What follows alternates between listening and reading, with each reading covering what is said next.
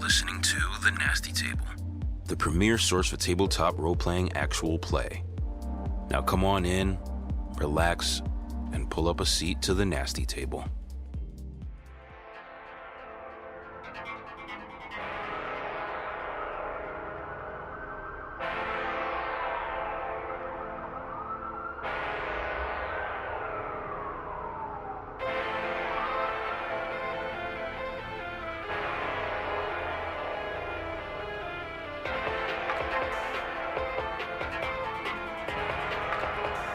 Last time on The Nasty Table. The grain in the same exact bag as Bobby Tillman had in his car. I'm not a cop. I don't know the law that well. I want to look over the counter and see if she has a list. The sales order for the last week. Your feet, right, when you do the hiking in the snow. Whatever, fuck, doesn't matter. Bought up the land and for preservation purposes. What was the bird name? Fuck, it's the guy at the assessor's office. I'll shoot myself in the head. Can I help you boys? Grandson Duncan went missing last October. Police say they're working on it and they're always working on it, but not really. We've been looking for Duncan for what feels like a long time.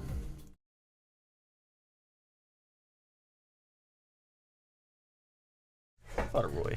So, just bookkeeping stuff. Alex is the guinea pig for the new chairs that I'm planning on ordering. Alex, first impressions? Dude, Why is the guy that's not sitting here get the fucking chair? because I'm the loudest, bro. Are you kidding? He is a habitual squeaker. Dude, check this shit out. Oh wow, that is not squeaky. It's like, Let me see it. It's pretty fucking silent. it's like, yeah, it's And how we talk on Oh, okay. It's very basic, It's but honestly, I think that works. I prefer this one to those ones No, it because looks good. it's got some backrest to it. Like it's got some. How back much you think cushion. that? How much you think that chair costs? $30. $30. $30 on the nose. Right on Perfect. money. Beautiful. It's a cheap chair. And it's nice. It's really nice. Oh, you. It's less than I spent for the fucking headphones. He said, "Stand your ass the fuck up Get up. now. How am I gonna judge? Get up." I am requisitioning this chair. Oh, It's nice. It's got good back support too. Yeah, that's Promotes a good nice posture. $30. It really does. Sure, but it's comfortable. I was worried they weren't going to be high enough, Yeah, the but padding is thicker than expected. it's nice and it's quiet. That's really all I care about is that it's quiet. And it is, so it's nice. 2.5 hours.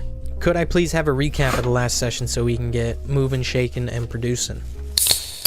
You guys got caught walking, even though you hit the deck. I mean, That's fucking. I really thought I hammered it home. Open, flat space. There's no crops. You're not in a cornfield. It is dead flat. So when you guys hit the ground, she just sees two guys just get on their there was stomach. snow, so we were kind of It thinking. was 90 There was feet. a little bit of snow. It was 90 feet. And I There think wasn't a lot. 90 feet in my head was 90 yards. And that's a lot Yeah. I further thought the away. same thing. You know what I mean? And then I was fucking driving to work. I was like, that's not that. That's kind of far away. I was worth a fucking try. driving That's 3 somewhere, and I first was downs. like, wait, he said 90 feet. That's like really fucking close. Yeah. Yeah, dude, but that fucking picture in my head just cracks me the fuck up. Of like, could you imagine being her and like just two random dudes are there and they just fucking drop to the ground, and then we were just laying there like Staring at her. and they were like, "You're trying to get." She's trying to get a slice of Jerry. Dude, been lonely she's trying to since get, Duncan she's trying to got get eaten. her slice of the pie. It's been lonely. Shit, been a since- You long- want a little slice been a of long- Jerry with that coffee? Been a long time since someone ate this pussy pie. Okay. All right. Oh, relax. Well, you've never heard a bad word before. Relax. Not pussy pie. You don't like Pussy pie is actually kind of crazy. Pussy pie's good. That sounds like something that fucking the fucking Pepe Le Pew would call something like pussy pie. Little. Don't call Don't call What it are little. you- Little's making You it worse. sound like no. little Okay. slice of pussy pie. I wasn't calling it little. I was saying Nobody wants a fucking little slice of bit pussy pie. Pussy pie. I wasn't. And calling you're the reacting pussy to the little. word pussy like I don't like want- white girls do. I don't want- like- Well, why don't you just dive in? like Take that the word. whole thing. Nobody here wants a fucking slice of pussy pie. Stop talking about it. You don't. Us four. I don't know. I'll take a pussy sandwich. Oh wow. Pussy fries, A fried pussy sandwich. What does that come on? a pussy roll, And a pussy. and a large pussy coke. Can I get a large pussy coat? It's not, Kids are kids, of course, but yeah, maybe a little weird behavior. Maybe we should kill him. But he was younger. 9 is a good age to approximate. I have a it. friend that takes sometimes. Takes them. Starts with an R, ends with a J. Ray J. He might have something. He might have something for us. He's like, yeah, I'll take it. I'll give you guys, I don't know. Yeah, I'll kill one of the give you- Laraco guys for you. Best I can do. Yeah, I'll give you a little boy named Otis if you supply me with a little pussy pie. So Fuck, I don't even know. It's not like a hybrid. I think that Caleb at this point is just Botanist. really focused on getting everybody 4 hot slices of pussy pie. I think that you took the words right out of my mouth. Perfect. That's all that Caleb wants. Truthfully, at this point in time, there's only one thing that stands between you and a piece of pussy pie. Don't have gang signs. Gonna take the hinges off What the is door, that? put the hinges in The case. Fuck Work then play. them. We're not cops See the no look more. on their face. Are you guys Fuck them just to see the look on their face. ready? Bread. Yeah, before we start, got some cupcakes. Cupcakes. Yeah. So, in the extensive swath of land that makes up the backyard of a one Joanne Bird, the 4 of you find yourselves still in Belchester, back to casework, chasing leads, conducting interviews, and hunting suspects just the same as how you started. The end of this case is in sight, but the band won't leave the stage as cymbals clash and trumpets blow. Here we are again. The 4 of you reconnected after Roy and Jerry leave the home. What do you guys want to do?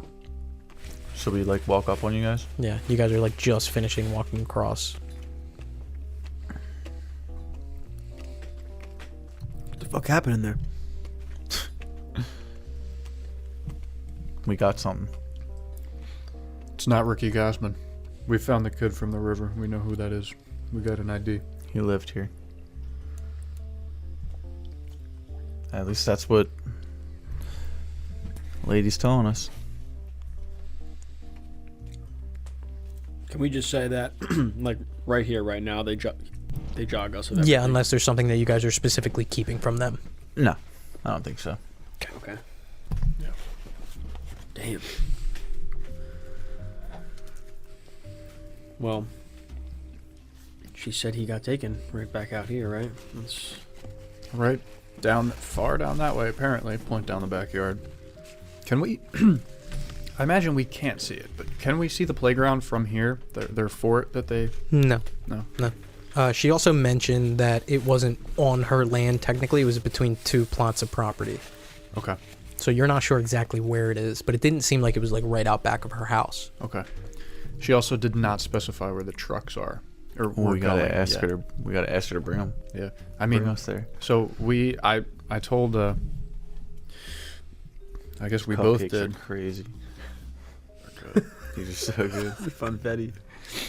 We told her that we have 2 colleagues coming in to she seems okay with housing us, at least. Who's to say if we're gonna spend the night, but she seems okay with us at least hanging out in there, getting our bearings, and we got some more we gotta learn about her anyway. Fucking hell. Was the lead right? Was she, you get anything on Roman? Not yet. Didn't want to push, but that's something we definitely should find out before we walk out again. So yeah, just if anybody needs to know, right? I'm a journalist. Jerry, what are you again? What did I say?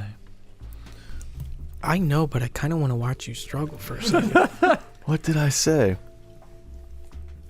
I don't know, but I know I... Wait. Skydiving instructor. Alright. It's pretty fucking... I would have never said that. You didn't. Oh, what is it? I don't know. Give me a little bit more struggle. What? your name's Jim. I know I'm Jim Leahy. I remember that. I don't remember what I said I was. Did I say I was trailer park supervisor? Did I not say that? You said you were a carpenter. Okay, I was gonna say like, did I say I was a tile guy? But You know who else was a carpenter? Our good friend GZC. See you up there, big blood. who? Jesus Christ.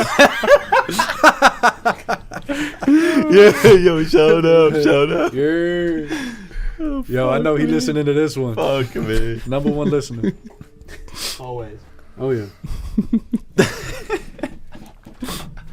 That's why I play TTRPG. I run all these nasty, vicious, horrible stories for Christ.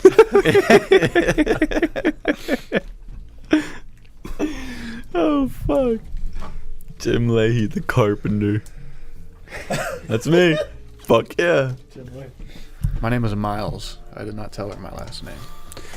But it's going to be Davis. I should have said trailer park supervisor. Trailer park supervisor. So yeah, I advise that we all, that you guys prepare like a fake name and just some kind of story. But that's really the extent of what we told her. Or we could just tell her the truth. I think it's safe at this point. You don't think that there's anything suspicious going on in there? She's very, very welcoming to two. I mean, according to her, There's nobody around. according to her, the whole town wants to kill her, man. Threatened to. I'm just saying. If she wanted anything with us, man, 4 guys on the run is enough for her to know it's us. We don't have to be making fake names, you don't think? If she doesn't realize it's us today, it'll probably be tomorrow. That's a fair point. And if everything she said is true, if you ask me, she'll be happy it's us. We hanging out till tomorrow? I hope not. I hope we have no reason to stay, but Could any of y'all use another night of rest? Would that do us any good? Yeah. Yeah, I'm beat up. it's not going to do me much good, but it could help. You good? I know we don't have time, but we can Frankly, hunker down. I don't think we should fucking sleep here, man. I don't Why? think we should sleep this close. Where do you want to go? This is the safest place we found. Want to go to a motel? Man, as far as we know, we're like a mile from the ranch, man. Good. We've been going. We've been trying to do that this whole time. We went to 50% of the fucking buildings in this town. Public buildings in this town. 50%. And this is the town that lives right next door. That's all I'm saying. I'll do it. That's all I'm saying.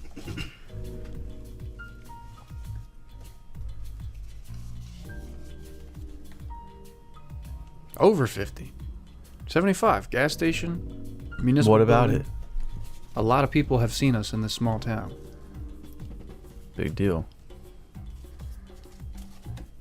I don't think we have to make the decision right now anyway. Let's just go out on foot. Check out this spot right now, right? What time is it? Or like, how much daylight do I think we have At left? this point, you're looking at maybe around like 2 o'clock. Yeah. Maybe another like 4 or so hours. We got a lot of daylight. Let's go check this spot out where she said her kid got snatched. Yeah, I mean, hell, Yeah. you gotta call people. We're not gonna be there. We shouldn't be here for another couple hours. Yeah. Let's go. We don't know where that's at.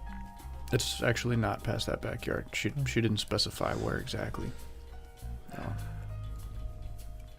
So, this is what I'm saying. Let's go introduce ourselves and go for a little walk. With a +1. With a +1. Her grandson? Yeah, her. No, her. She's the +1. I mean, only if we'd like have to, but I'd rather not. Yeah, like I said, I mean, covers balloon completely if we walk in there right now. You guys want to wait out here and we just go ask her where the playground's at? Yeah, see if she knows anything else about where any of this other business is happening.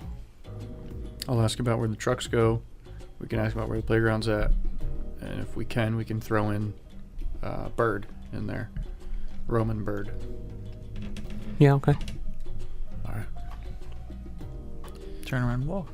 I kind of slink back. Making your way back to the home believed to be owned by Joanne Bird.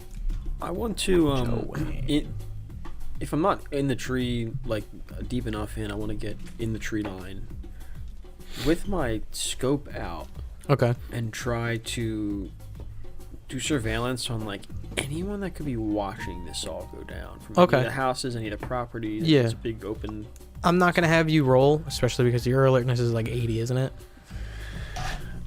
Yeah. Yeah. So I'm just gonna assume that you are keeping a very, very watchful eye as time progresses. I'll let you know if there's anything that you notice. Jerry and Roy, you guys approach back to the house, back up onto the front steps, or I'm sorry, the back steps, making your way on. As you are walking here, you are passing that barn that I mentioned. Passes off to your left, and you make your way up the steps. Screen door is closed, and the door behind it is closed as well. On the way, are there any like cracks in the barn I can like peek in? It's actually almost Open? about an inch or so like ajar. So there's two big doors, and one of them's kind of like off a little I bit. just want to like kind of like take a little peek as we're walking by. Step up. Oh, so as you're walking by, or do you want to step up to it? Is it really dark in it? You can't see any visible light outside of it. Well, no, I can't tell you that. You don't know that. Are you looking as you're walking past, or are you stepping up and approaching it? I'll step up. Step a little bit closer, and you can see, like I mentioned, like a 2-inch gap between the door, and it's like open a little bit. Just a little peek. Peek I inside. want to see. Is it a John Deere? And you kind of see in, and you can see the light kind of from the different like exhaust that's kind of set up. You can see down, and yeah, you see what looks like almost moldy hay bales, as well as a tractor. It looks aged. It's not nice. It's red. It looks fucking ancient. Different kind of tools laying on either side of the walls, and nothing that really sticks out. Also, nothing that you think anything can be hidden behind as well. On my way. Turning back, approaching the back steps. Like I mentioned, the screen door and the door behind it are closed. Am I able to give it a knock? Yeah, you kind of give it a knock, and the screen door rattles. Second passes before the door opens, and you see Joanne standing there. Hey, Joanne. Hi, you guys make that phone call? You want to come back in? Yeah. Sure. She kind of opens it up, turns around, and you can see the same kitchen like I mentioned in that empty fish tank. She says, as she's walking, like making her way back in, she's like, I can, if you guys want to stay here the night or however long, I can set up Duncan's room for you.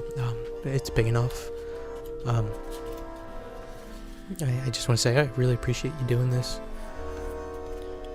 That's very nice of you, Joanne. Thank you very much. Yeah. It's our pleasure. Yeah. Is there anything else I can get for you boys in the meantime?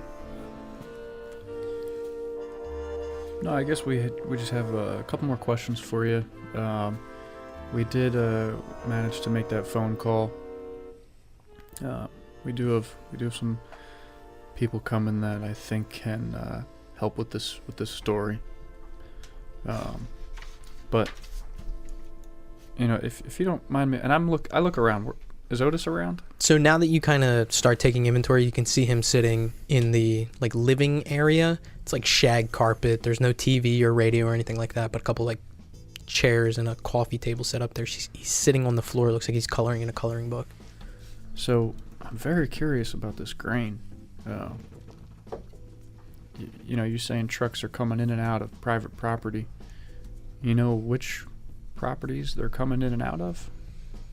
Well, I think the trucks and the grain are two separate things, because BD gets their shipments bi-weekly. I see. But at night, cars come and go, and I'll see the headlights out the front porch, and I'll look out. I never really look hard enough to see exactly where they go, but I sort of got above. Some nights there's more traffic on that road than there are during the day. Okay. I see. Which direction? And I'm like looking out whatever window. Yeah, so looking at the front, and she kind of points down. They usually come in from the left and go to the right, and then, maybe later in the night, some come in the opposite way. I see. Okay. And how many are we talking? I'd say dozens. It's not every night, but, some nights during the week. I haven't seen any cars at night in probably about a week or so, I'd say. But this was going back the last 3-4 months. You haven't seen any in a week? Yeah. Okay. And you're not sure exactly where they're coming from. It's just more traffic. I never paid too much attention to it. I don't blame you. Okay. Also curious about Duncan and Otis's playground. Which that's not just directly back there, is it? No, it's actually off of. There's a sliver, so basically, where the state game land is, the wildlife preserve up north. Mm-hmm. It's a flag that comes down in a couple different spots, but basically extensions of the main area there that touch here. So in between my plot and our next door neighbor's plot, there's a slice of land that goes up, and it's not too thick, but eventually there's a path there that leads up to his little fort there. I see. Okay. There's knocked down trees there now, so it's a little hard to actually get through, but maybe maneuvering through. I mean, honestly, Otis and I could probably show you where it is. I don't really remember it too well, but I know Otis does. He still goes up there from time to time. Sure, yeah. I think that would really help. Yeah, we definitely would be interested in that. Have you ever heard anything like this before in any story or anything in the area, maybe? Who do you write for, by the way? Off the Linwood Times. Linwood. Yeah, off the top of my head, I'm struggling to come up with anything. Linwood.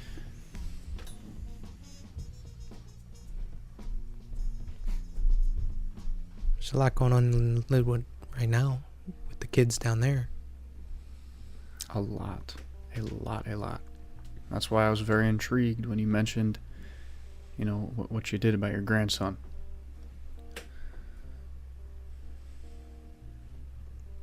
Okay.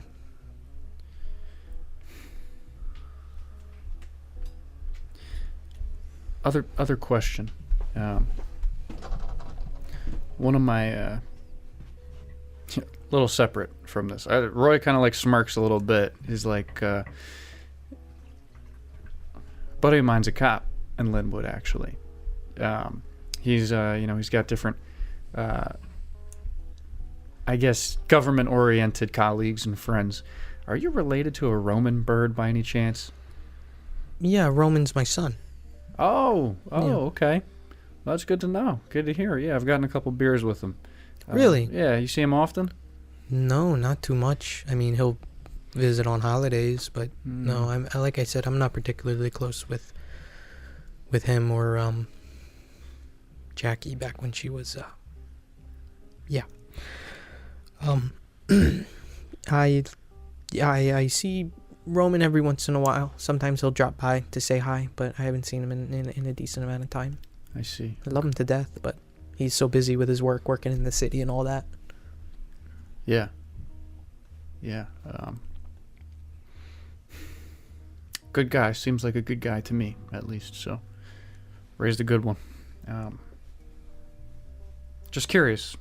So, okay. Well, Take a walk. Yeah, I think we should take a walk. Okay. Here, let me get up. She kind of gets up, and you can see her grab her hip as she walks. Otis, sweetheart, can you come here? We're gonna help these reporters here take a look over at you and Duncan's fort, okay? And the kid kind of looks up and smiles and stands up, brushes off his pants, and kind of walks over. She's like, "Don't forget your shoes." He's barefoot and he runs over and starts putting on his shoes. And as she's talking, she's like I said, truthfully, I mean, I haven't been out to that fort. I went there maybe once or twice just to make sure that they weren't getting hurt or anything like that. But I'm not exactly sure where it is, so Otis is probably going to have to lead us there. Absolutely. Yeah. Yeah. I like kind of like lower myself a little bit. I'm like, hey buddy, how's it going? He kind of like looks up and smiles. Yeah. Doesn't say anything, but he grabs his coat off of like a hook and puts it on, and Joanne too kind of makes her way through and puts on some boots, puts her jacket on. All right, you ready? Let's do it. Yeah. Otis, go ahead, lead the way, sweetheart. He kind of like scampers off, opens up the door, and walks out. You guys see from wherever you are, and also I want to mention, Ray, nothing, you don't notice any movement, no cars come up and down the road, no foot traffic, nothing like that. Caleb, are you doing anything specific during this time? No, I was just watching the same vantage point I had before, where I'm just watching them in the kitchen, or trying to go through a window to see what they're doing. Yep, and you guys see, and you guys are both in various states of obfuscation from, view from the tree line. Jerry, Roy, an older woman, and a younger boy make their way out of that back door, start walking down. The kid, Joanne as well, start walking off, and Otis starts to, break through. He's running like a little kid runs, and kind of his grandma's trying to keep up, and you guys are walking side by side. She's like, yeah, they used to play around back here, almost every day.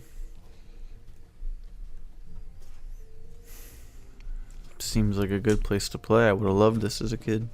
Yeah, I mean, they worked hard on it. They borrowed tools from their grandfather and any kind of pallets or anything that we had laying around. And, they built it? Yeah, they built it themselves. They were handy kids.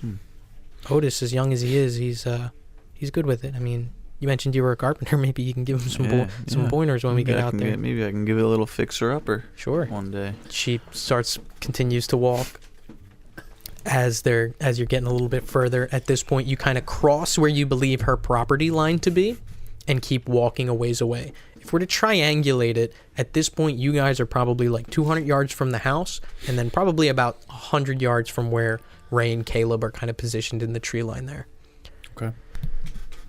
She starts walking through, and eventually she hits the tree line, and you guys are a decent way away from the house at this point. Now you guys are probably like 240 yards. And you can see off in the distance. So this is technically probably on someone else's property, or like she mentioned, in between. She kind of points ahead. Is this it, Otis? Otis just kind of like nods. So the trees are falling here because I wanted to get back here one of the days, and I had Otis kind of show me, but trees are all chopped down, so it is going to be kind of hard to trek through it. I'll be honest with you. I mean, I don't know if I'm all cut out for crawling over tree limbs right now, but I'll get in as far as I can. That's not a problem at all, Miss Joanne. I gotta ask you, who did a storm do this? What happened here? I didn't really take a look. Looks like some of them maybe fell from the storm. Yeah. Okay. Does it seem like they fell from a storm? Like roots are pulled up and. Roll survival. Oh, let's fucking go! I got a 70. It's like very rare to have a survival roll. 24 on a 70. Nice. Let's go. Great. 24 on a 70. So what you notice is, and now once you actually kind of take inventory of it and look at it, you can see probably 10 or 11 trees all cut down, and they're kind of like falling on top of each other. Some are further back, others are like closer in. You're looking at them, some of them look like they just kind of got smashed and the roots are torn out, but the ones on like farther on either side, so it looks like these trees fell down, collapsed some other trees that probably were in various states of decay anyway, and then collapsed in. And it does look like it goes pretty far in, and it does look like it would be something to kind of have problems traversing through. But like I mentioned, so these trees on the farther side, these were cut down intentionally, and you can tell it looks very flat where the stump is, and then kind of like shattered as if they just did like a back cut and then it fell like that, but they didn't do like a wedge to kind of make it. Is Alex aware of how trees are supposed to be cut down? Back cut versus wedged. I don't understand those terms. So basically it looks like whoever did this intentionally on the trees on the farther side just did a straight cut back. Okay. Just a straight cut. Typically how they'll do it is they'll cut a wedge where they want it to fall, so that when you do that back cut, it tends to fall whatever where the direction wedge. You don't see that. So what you see is this back cut that's just a straight line in, and then the bark that's kind of chipped and shattered on the front. Okay. It looks like these trees were intentionally cut down and then toppled onto trees that were probably in various states of decay. And these trees don't look healthy anyway. Are there like tractor tracks, bulldozer tracks. At this point, so much stuff is just falling on top of each other. It just looks like a complete mess back here. Okay. And you don't see any kind of trail either. Okay. It's basically like a solid, say maybe 50 yards of just these trees falling down. And all the limbs and all the branches and all that stuff that kind of made up like this. Okay. She starts kind of wading through it, like crawling over a log, and kind of like slips up. Looks like she gets her foot caught and she pulls it out. She says, Otis, can you head up that way and just see if you can find a clearer path? And it looks like she's kind of struggling to make her way through it. What are you guys doing? Ma'am, you don't have to, I mean, if you're comfortable, I'm not sure how much further out we are. Your grandson could lead us the way. Again, it's what you're comfortable with, whatever you want.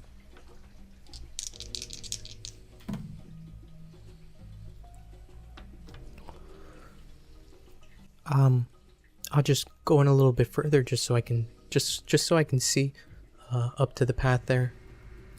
Sure. And she looks over at Otis, who's just kind of like he's standing on a log. Just be careful. He nods, starts making his way through. She maybe gets 2 or 3 more logs over before she just kind of like sits down and she can like look ahead. Mm-hmm. So what do you guys do? Do you guys kind of crawl through these logs, or do you try to go around? It looks like there's overgrowth, vines, different kind of, and then snow embankments too.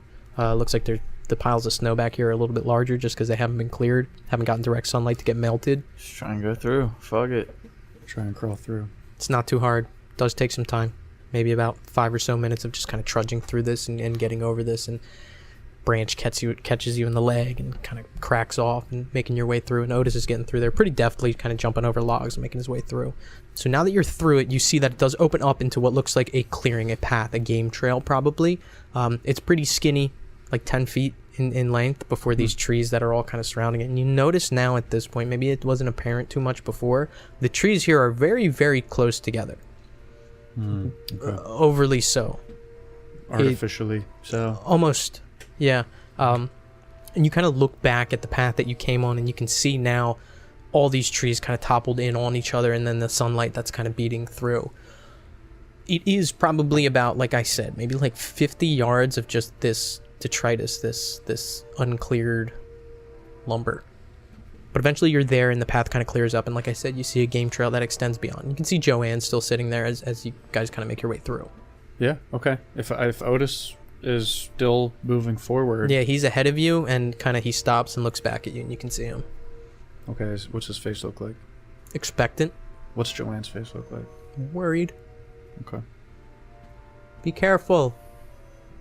Watch your step. Turn and start to follow Otis. Mm-hmm. So the kid just kind of scampers off. Maybe even like leaves your vision for a second as you guys are trying to hustle to kind of keep up. He walks for maybe about 2 or 3 minutes. Solid walking speed. Making his way all the way up, all the way through. And then you see off in the distance, this path looks like it continues upward. But off to the right, you see the fort. So what it is a series of interconnected tree houses. There's 3 of them, all in various states of disrepair. Some of them are like falling apart. Rope bridges and platforms that kind of encircle these thick oak trees up to this point. Different ladders and steps to get up. Everything here looks child-size. Otis kind of walks up and starts slapping the tree of one of the tree houses and looks at you guys. Who made this, buddy? And he points a thumb towards himself. I'm like, wow, this looks better than anything I could build. And he's smiling pretty wide. I'm kind of looking at it. Oh my goodness, you did this all by yourself? The smile kind of fades a little bit. Fucking piece of shit. I'm sorry, it's interconnected tree houses. It is pretty fucking sick. Alright, I pull my gun out and shoot him. Die! I explode these bombs right here.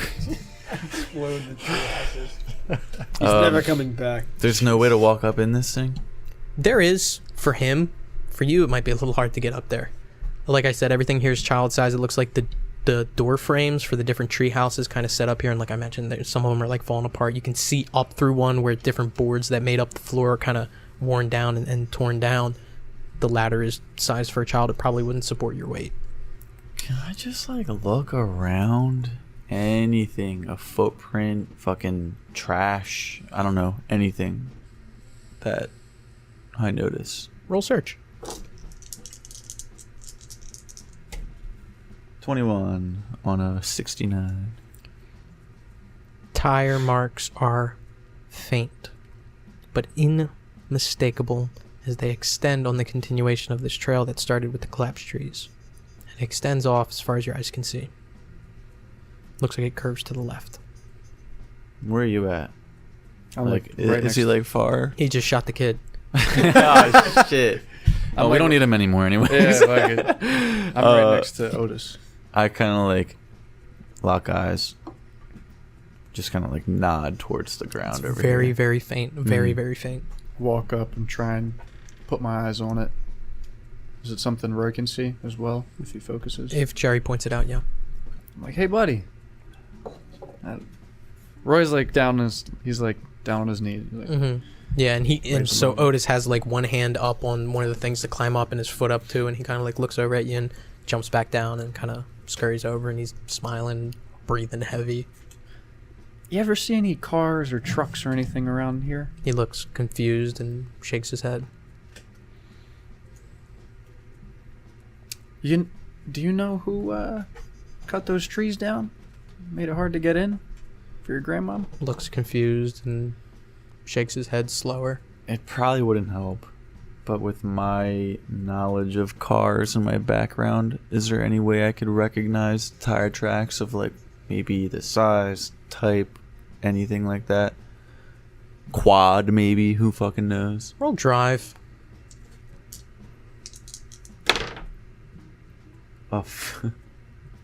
See that? A 59 on a 59. 59 on a 59, that's a success. It's not an ATV. They're spread out pretty thick. You would guess maybe van, maybe truck, pickup truck, van, you know. But like I said, they're very faint. And the reason that makes you kind of solidify that opinion is the fact that they're still here after this snow. Meaning that whatever was here was pretty heavy. Really made deep tread marks. If we try to like follow it, does it go far? Yeah, it looks like it extends up before it kind of But it- starts getting more faint. And it kind of comes from the trees? Yeah, if you look back, it looks like it goes faint again and then kind of a little bit more deepened as it gets closer to the trees, as if this was originally an accessible trail probably within the last week or so. Okay, that makes sense. That fits right there. So, Otis kind of starts tugging at your shirt. what's up, buddy? He just like looks at you. Like, you want to go play on the tree houses? You should consider killing yourself. Says it plain as day. And I don't see that, or I do? No, you do. What? He's just kind of like looking at you and smiling. I look at Roy. Just ignore it. Is he still staring at me? Yeah, and he kind of like points over at the treehouse and starts smiling, Go ahead, buddy. nods, and kind of scampers off. All right, maybe we should grab the guys. Yeah. Let's go. Oh, fuck, he's playing. Otis, come here. Now he's like, instead of like one rung up, he's like two rungs up, and he kind of like looks back and kind of like looks sad and scurries back down. All right, come on, we're going to go take you back to your grandma. Mike Finn's causing weapons of mass destruction with his fucking Yingling Hershey. He runs up and makes his way back up to you. All right, come on. Still smiling in good spirits. He's like, I'll race you to your grandma. We're going to Race. go back now. He nods and starts running. I'm going to be last. Rotten egg. Yeah, Limping. yeah. That's right. Jerry limping back, Roy next to him. Yeah. Eventually, Joanne comes into view, and she kind of like sees Otis and eventually sees you guys like way farther behind. And Joanne's like, "Are you okay? Oh, okay, all right." Otis kind of runs up, and Joanne makes her way back out, and Otis just starts fucking running across the fallen trees. You guys kind of get to where it starts to kind of get rough terrain to kind of work through. Is she climbing through the trees now, or no? She was maybe like a quarter of the way in, and now just kind of makes her way back. Okay, yeah, I'll start climbing through. Making your way through, and eventually you get to the end. Joanne's like wiping her pants off, and Otis is just kind of like still running in place. All right, yeah, thanks, Miss Joanne. We're gonna maybe meet back up with you in a little bit, if that's Okay. all right with you. Like I said, I mean, I'll set up that extra room, and how many blankets you want me to put out? Just 4, if you could. Okay. Yeah, 4. Thank you. Thank you. I appreciate it. You guys are welcome to stay as long as you like. Hey, Yeah, we appreciate it. we do, and we're gonna get to the bottom of this. Thank you. All right. She starts walking back, and Otis is like running up in front of her, and then like running back to her, and running up in front of her, and then like running back to her, and all full of energy as she makes her way back. And you can watch her in the distance. So where you are here, you can't see her house, but it's maybe only like 50 or so feet until you can see like the edge of it. You kind of see her walking in that direction along with Otis. Okay. And for Caleb and Ray, you guys can't see them.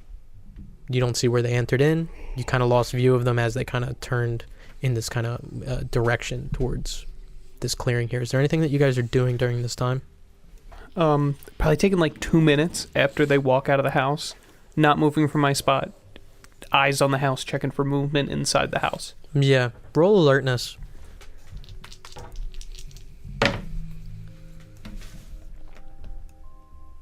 God damn, that's all. 73 on a 23. 2 minutes, no movement. Okay. So when they walk out of the house and then towards the spot, the treehouse spot, are we walking down or walking down the line of the forest, right? Yeah.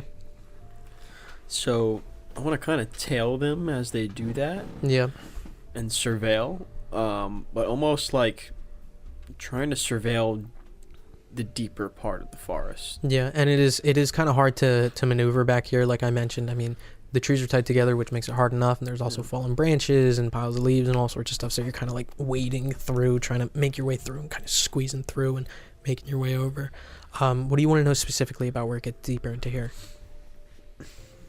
You don't see any immediate clearings or anything like that. Yeah, just like any vantage points, It's all very flat too. hunting nests, if anything looks like. Yeah, you don't see any. Very You don't see recently- any blinds. You don't see any kind of platforms or anything like that, Okay. Yeah, I mean. or even like ground level blinds or anything. Okay. If I don't see anything out of the ordinary, then I'm just watching as best as I can them. Yeah, and it's hard at this distance, but you do make out like shadows and movement as you can tell. Obviously, they make their way up, and then anything else that you want to do during this time? Yeah, I'm good. I mean, when they start walking out, I'll kind of make my way back to my original spot where Yep. Caleb is at the house, like Yep. in the woods in the house. Gotcha. And Jerry and Roy, what are you guys doing? I'm looking for these guys. Like, Yeah, just it doesn't take you too long to kind of find each other and fall in. okay. Yeah, walk right up to you guys. Did the two of them enter back into the house? No. No. Oh, yes, you notice Joanne and Yeah, Otis that's what I'm saying. enter the house. And can I just watch them for like a minute after they Yeah. get in? Watching them, and you can see Joanne kind of pass through that first window that you were looking at. Looks like she sits at the table, stands back up. Nothing out of the ordinary, nothing Okay. crazy. Very, turns into a monster, eats the child. very quickly, I want to try and see if I can just channel Weiss. Yeah, he's there. That's all. So I walk up and I'm like, how'd it go out here? Anything? Nothing out of the ordinary. Okay.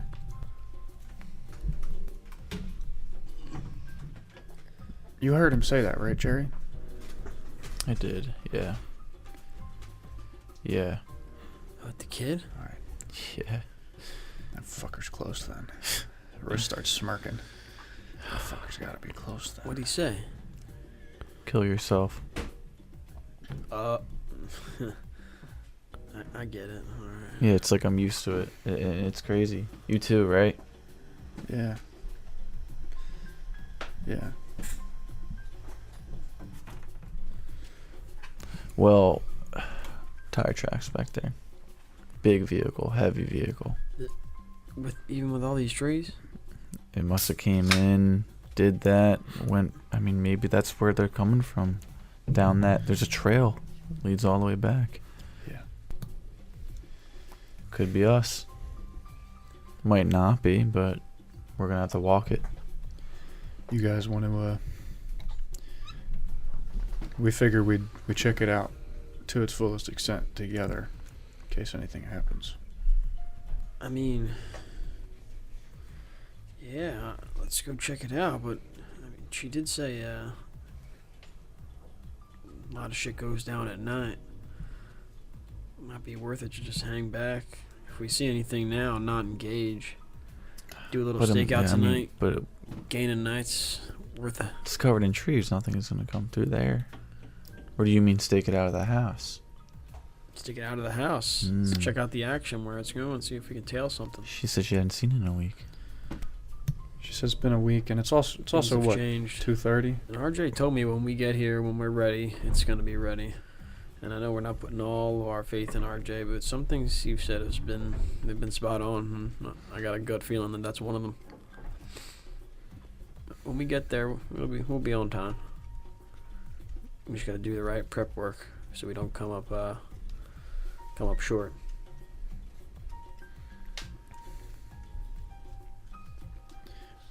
I don't really know what kind of prep work there is, man. Just not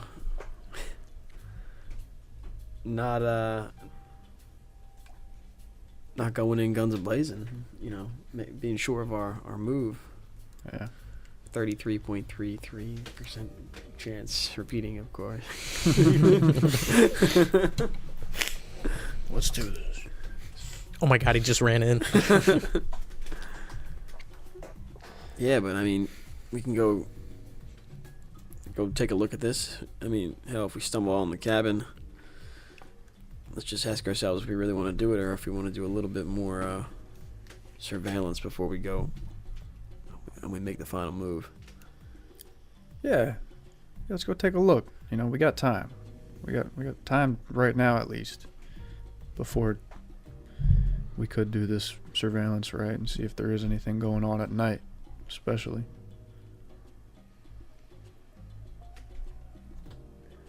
All right. Let's do it. All right. So, where are you guys heading? Back in through the woods to the spot and then to the tire tracks.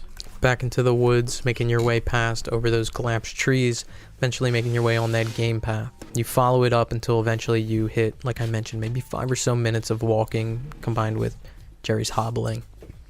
You see that fort there, and the path does extend up for a ways, and then it looks like it curves to the left. So who did Joanne say that? Who built that with them again? I know it was the 2 kids, but wasn't there another guy?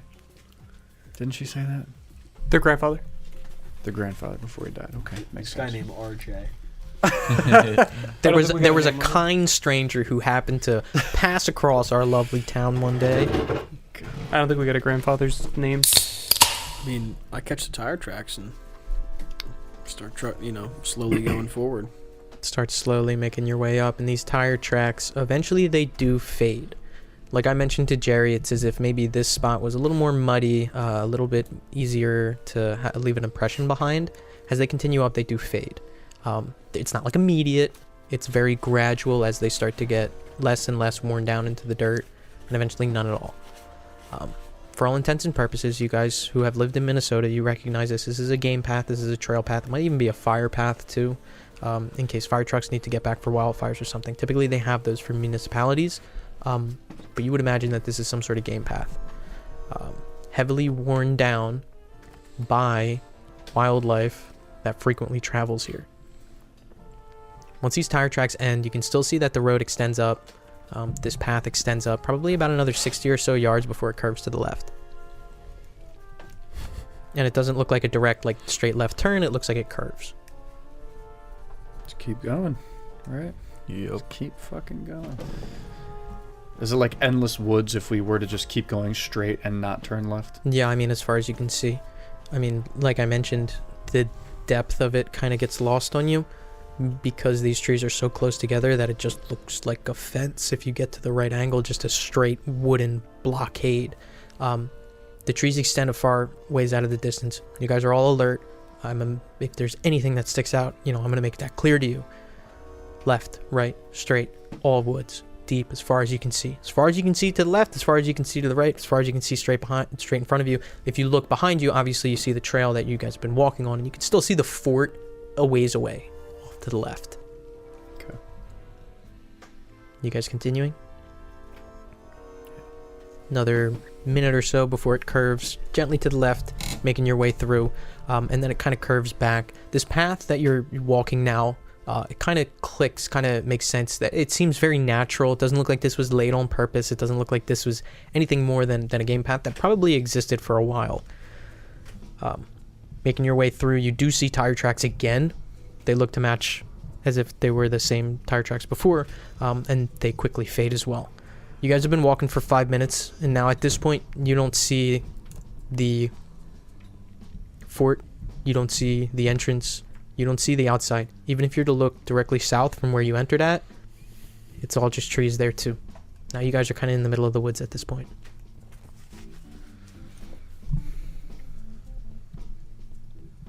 Keep going.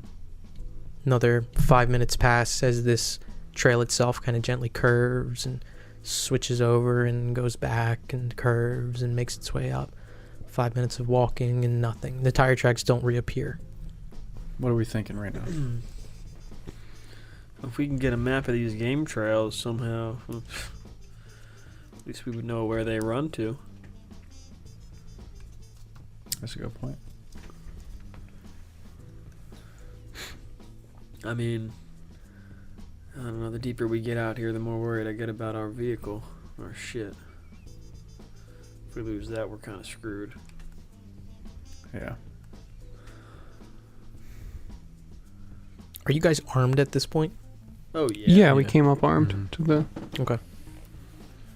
I mean, we know they're using game trails to get to access shit, so whatever property they're on has access to game trails on and off. Yeah. It's got to. Yeah, I mean, but seems like we're gonna have to walk this path anyway. You mean like and abandon our shit back there anyway? It's gonna happen sooner or later, right? Yeah, I guess. Like we're definitely not walking parallel with the road. Right? No, you are. If the road is east to west, you guys are heading straight north. Okay, this makes sense. Mhm. Obviously. Let's keep going. Fuck it. Let's keep going. Keep going another 5 minutes. The tire prints do come back only for like a split second, where almost it looks like it kind of dipped off into the left side into like a mud puddle that's still there. You can see it kind of marked as it goes into this puddle and come out, and it doesn't go any further than that. But what you do notice at this point, now you guys have been walking for about 15 minutes. Jerry, I imagine it's probably starting to wear on you a little bit, but you're kind of pushing through it. It's not a big deal. The path continues straight, but it also forks off to the right here. Great. That's great. Split the party, split the party, split the party. I'm going right. Yeah, I would think let's split off. I mean, a property. No, not split up. Let's split off right. That property's gonna have to not be on the main trail, right? Yeah. Yeah. Let's do it. So, forking to the right, you start making your way down. Minute passes. 2 minutes of walking. It's starting to get cold too. At this point, we're looking at like maybe 3 o'clock that we're pushing here. Maybe 3:15. Another minute goes by and you see the tire tracks. They look very prominent here. Looks like they extend directly up, and you can see them for a ways. This is probably the longest sample of this tire track that you've seen up to this point. It looks like they extend continuing on up. Now this curve where it forked, it doesn't look like it bends, it doesn't look like it turns. Looks like it goes up for a while.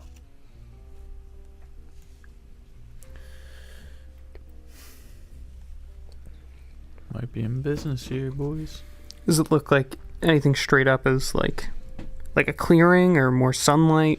No. Okay. At this point, you guys are surrounded by the monotony of wood. Looking up, is the canopy is canopy's pretty thick. dense? It's Okay. pretty thick. Any kind of sunlight that comes through is kind of scattered by the canopy above. Okay.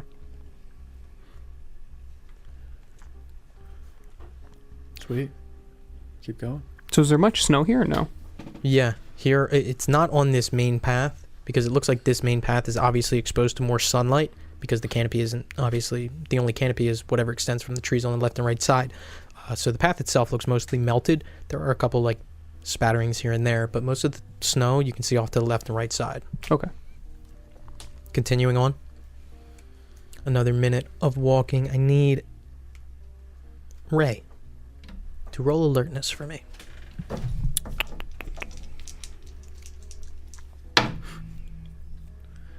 46 on an 80. 46 on an 80. I need everyone else to roll alertness. Oh, I'm a fucking moron. I can't write. 33 on a 74. Fuck. 0 on an 80. Crazy. Success. 3 on a Crazy. 73. My alertness is a 73. I thought it was a 2. I just crossed the 7. Oh. And I rolled a 73 on the Oh, fucking house. fuck. You guys God got damn pretty it. good alertness. Everybody passed? Yeah. And Jerry, you critically succeeded? 33. Critical success. Everybody hears a noise, first of all. Roy, Caleb, it sounds like a yell. Like someone yelling. It's very quick, it's very faint. Ray, with your standard success, and Jerry with your critical success. That's a bark. Very faint, off in the distance, a ways up the trail. Is that Do we recognize the bark? is that my dog's bark? That is your dog's bark. Oh! Sergeant. You're right. Motherfucker was close. Shit, man. It's a ways up the trail. You guys just heard like a loud noise, but that's Ray's dog. Ray knows. This solid bark, and then like a moment passes as you guys kind of wait in silence and listen again, and then another one. Ways up the trail. That's him, boys. I think we found it. What do you guys want to do? I'm ready if you are. Let's do it. I'm ready. Continuing up the trail, probably another 5 minutes or so, the barking gets louder, and now you can notice that it's whimpering too. You see movement off to the left, maybe about 50 or so yards in front of you, off to the left side. Faint movement, you can't see exactly what it is. The barking is louder, and it's probably coming from there. Barking and whimpering. I have to keep moving through the woods. Keep stepping up, closer and closer. Each step clears it up a little bit more. And you can see barking, whimpering, wriggling violently, but stationary. The good dog, Sarge.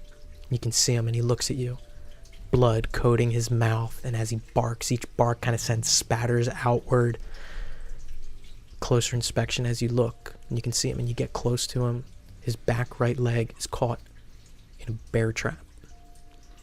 And he seems panicked. He's wriggling, and he's shaking, but kind of biting at his leg to try to get free. But the second he locks eyes with you, he kind of steadies himself and looks at you, and he's just kind of like rocking back and forth with his leg caught in a bear trap. I'm like looking around as hard as I can. Like, what else is here? What else is here but this? The trail that continues upward. It seems like this is the only difference that you guys have noticed up to this point. And you can see he's trying his hardest to put on a good face as he's just kind of like rocking back and forth with his leg stuck. Wait, there's no building or anything? No It's building, no just him nothing. on the trail? And the trail continues In up. the middle of He's the not in the trail. middle of the trail. He's off to the left side of the trail. Okay. Well, cover you. Go get your boy.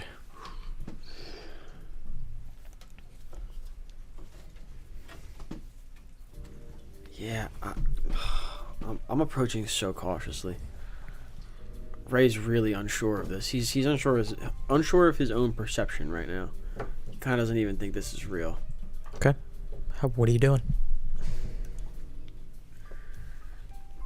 As I'm going up to him, kind of like, if he's getting any emotional at all, as I get closer, I want to really like hush him. Mm-hmm. Yeah, and it looks like he's starting to like whimper as he's like looking at you, and you can see, like I mentioned, blood all covered his maw, you know, kind of dripping down. Each whimper kind of sends a droplet down. As you get closer, and then he like leans back and starts sniffing his leg, and then looks back to you. So how to disarm this trap? What am I looking at? You get a close look at it. It looks like a smaller sized bear trap. I say bear trap. There are spikes on it, like it's serrated, but it's not like the normal size of like a bear trap. It's not like the size of a basketball. Probably about half that. It looks like there's a chain that comes off of this trap and is bolted to a nearby tree. As far as disarming goes, it's just having the strength to open it up, which you imagine wouldn't be too hard for you. Okay, and I investigate this chain. Does it seem like it's solely just an anchor for the trap? Yeah, it seems like it's an anchor for a trap, and you look over towards where it's bolted, and you can see around the edge of the bolt looks like... Roll survival. 45 on a 10. 45 on a 10. Yeah, it's just bolted to the tree here. So it doesn't seem like anything's out of the ordinary. Like, The only thing that you notice now that you're taking a good look, and you can see Sarge struggling and almost like he's expecting, he's waiting. You see sticking out of his collar a folded note that's stuck on the inside of his collar, and the edges of it are kind of curled outwards. I take it out.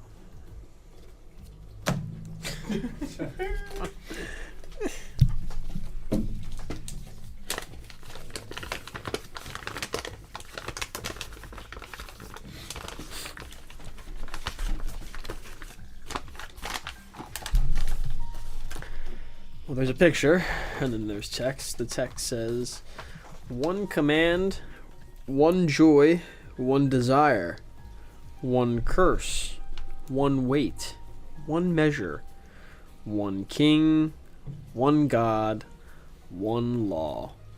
And the image looks like it's drawn in blood. Sort of like a corpse. Looks like a woman, sort of. It's like the top half of her torso is pretty much just like a woman. The bottom half kind of is this like thick tail, snake-like thing. And then out of the stomach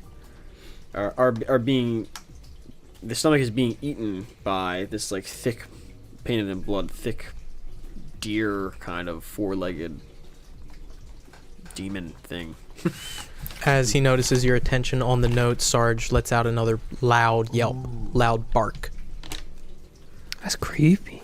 I kind of look it over, realize that it's some deep shit, and I just kind of fold it up once or twice, put it in my pocket and go to disarm the trap. Go to disarm the trap. You put your hand on either side, open it up, and he lifts his leg out, and he kind of takes a hobbled step, starts like shaking it off, and takes another hobbled step, and just kind of like looks at you, just like this sad look. I want to, now that he's out of the trap, I really want to like be much more affectionate. Let my guard down Yeah, a and little bit. he kind of like rubs his head up to you, and you're kind of looking him over too. I want to get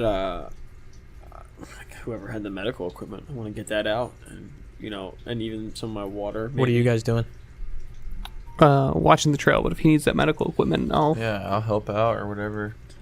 Yeah, I almost, if everyone's fine with it, like come over to the bear trap and let's even go deeper off the trail for this. I kind of want to like sit here for a minute and decipher this thing.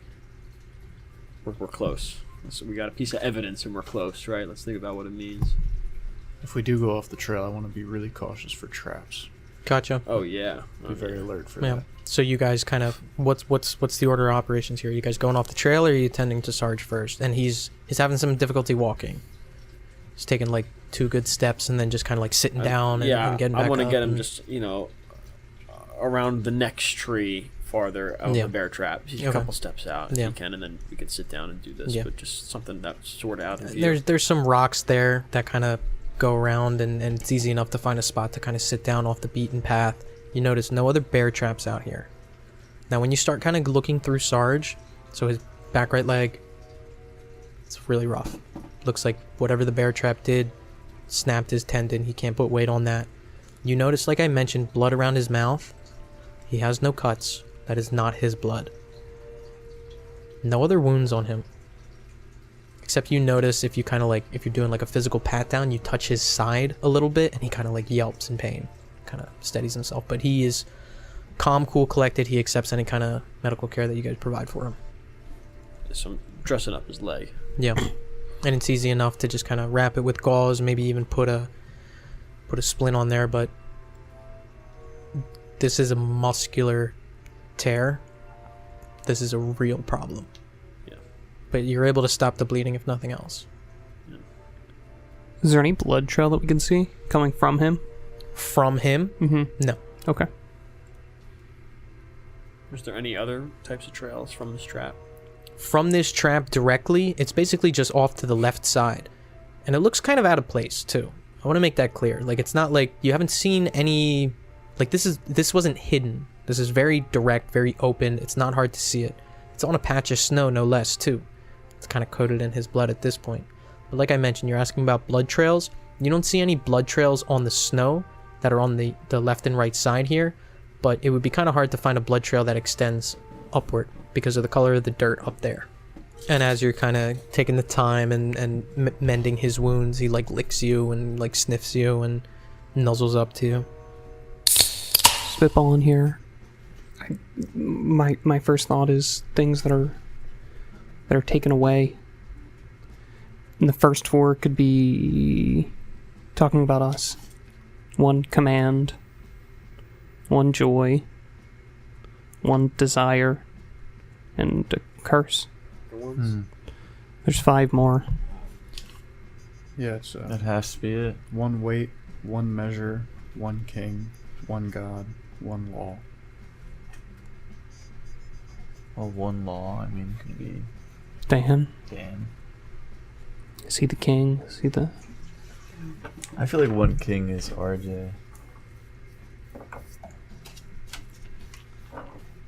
Yeah, one king is RJ. God is Opsicos. Law is Dan Winters. Weight and measure.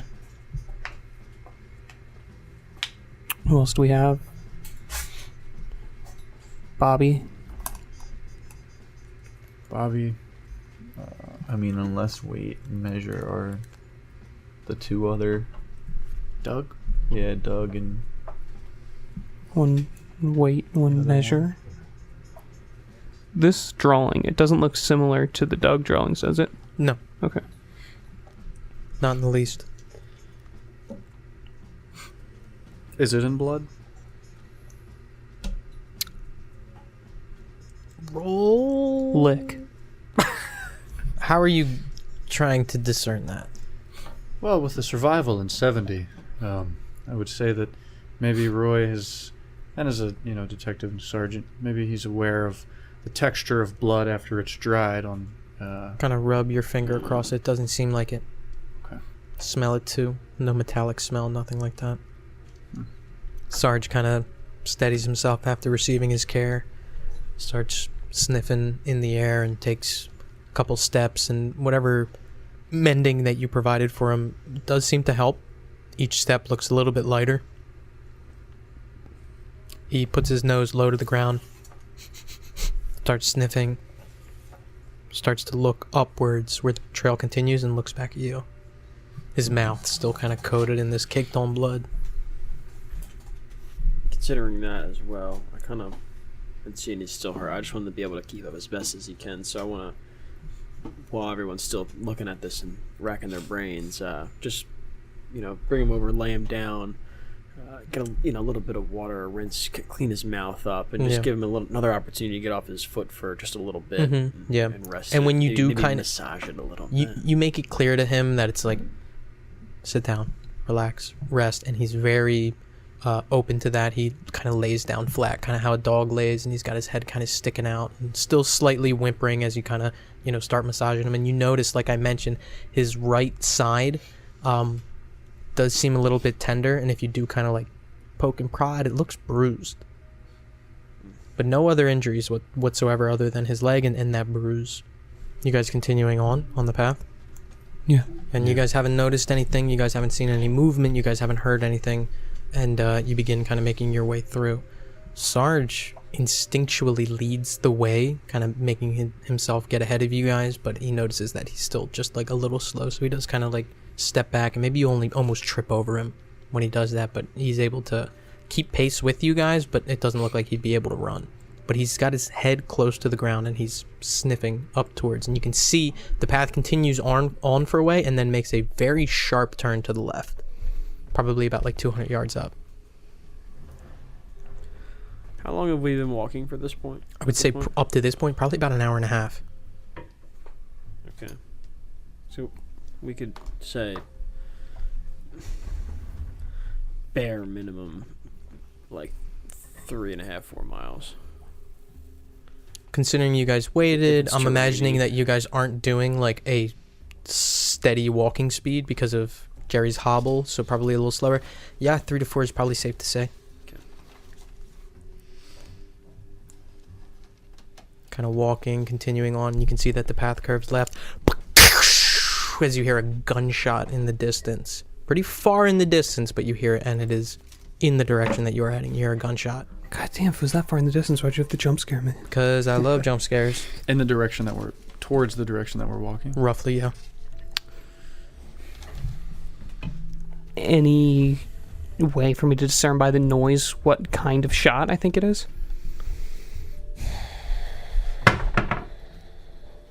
Roll firearms. Yeah, can I do that as well? Sure. Yeah. 30 on a 50. Oh, God damn it. 77 on a 50. Pistol caliber. Okay. Wasn't very heavy duty. Would I be able to get a very rough range about how far I thought it was? Pretty far. Okay. 300 yards, maybe more. He did all that for a fucking pistol. Roy keeps walking. Keep walking. Keep fucking. Gun out at this point. Gun out. Gun out as well. Absolutely. Very alert. Rifle out. Rifle out. Okay. Another minute, 2, Oh yeah. 3 minutes, and then like I mentioned, this path curves. It directly changes directions. It goes in a completely opposite direction, right angle turn, and you see the path continues up even further there. But the one thing that you see at this turn, and it's very easy to see, it's very hard to miss, spike strips. A straight line of spike strips, as police you would know, meant for popping tires of anyone you're pursuing or anything like that, directly on the ground here, and each end seems to be chained to trees on opposite sides. Do we leave them or do we remove them? If we leave them, then that would mean that it would be difficult for us to escape if we get a vehicle. If we remove them, it would be easier. However, if someone is trying to escape us, this would be an obstacle for them. Also, if this is... If we're just doing reconnaissance, I don't think we want to touch anything right now, right? We want to just like get as deep in as we can, ensuring that no one's watching us. Yeah. Especially if this is... And we should really start being careful at this point. If this is Dan's setup, he probably drives in this far, knows the turn, gets out, removes them, and if they're already removed, he's going to know somebody's at the cabin. True. Yeah. Okay. Can I check these? Is there like any like pieces of tire stuck in these? No, you see them. They look fairly clean, rusted as well. They're heavy, they're metal, and like I mentioned, either side is connected to bolts on trees on the left and right side. Roll survival. Can I check to see like how they're unlocked, key, padlock? Like Yeah, it looks like they are just strictly bolted, as if they've been like almost like a rivet straight into the tree. It doesn't look like there's any locking mechanism to them. They have been strictly, take it off. either side has been directly bolted in. So how could you take it off? Is what I'm Remove the bolts with some sort of, and these are pretty big bolts too. What'd you get for survival? 17 on a 10. Gotcha. What are you trying to figure out? I don't know. I asked. Oh, I see. Fuck. Can I argue?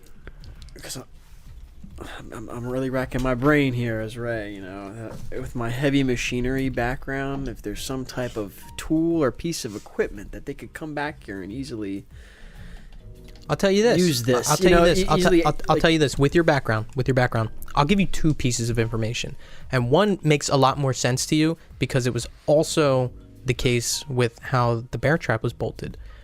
The bolt itself is surrounded by what look like fresh wood, meaning that these were probably put in very recently. On top of that, you would say, probably with confidence, there's not a real easy way to do this. There's not a battery operated driver that could remove this bolt with ease. These were put in permanently recently. So was the bear trap. I'm gonna communicate this to the group. This is fresh. I mean, it's probably him. I don't want to jump to conclusions, but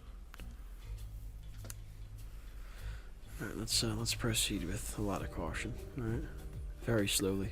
Yes, you could remove these with an angle grinder to just cut the chain. Yeah. Right? It's not impossible to do it easily, but you can't it's not easy to take it off and put it back on. You know what I mean? Continuing up, I mean, you guys turn this corner and it's not hard to see, probably maybe 50, maybe less feet ahead of you, a body laying face down on the dirt. Directly in the center of this trail, and past this body, it continues upwards for a decent ways. I want to get off the trail immediately. Okay, hop right off the trail. yeah, get off the trail as Oh. well. This was 50 feet from us once we turned, The second you turn, it's like you turn the corner and it's just right there. so closer than the 3. Did we walk since we heard the gunshot? Or Yeah. Is this... No, the gunshot seemed way further than Oh, this. Okay. Okay, yeah, off the trail, just very careful. Also looking for traps on the ground, just very carefully getting closer to the body, but still in the shadows of the trees. Yeah. I want to use my scope to investigate the body from a distance. Yeah, taking a look. Roll search.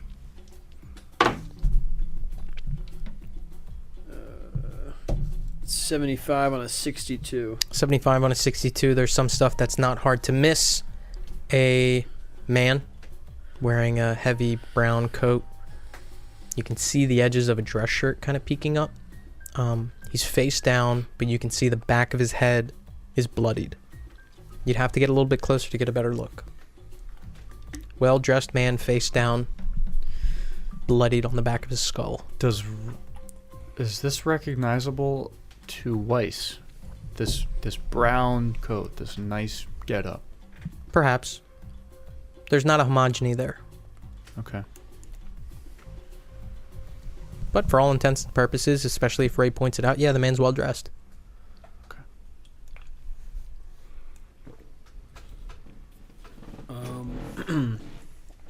I want to look down. I'll say down range, but down trail. Yeah. Do I see anything? No movement. No movement. I'm imagining you guys are on edge. Oh, yeah. I'm going to wait at least like 2 minutes, 3 minutes before making a move. But ultimately, I want to...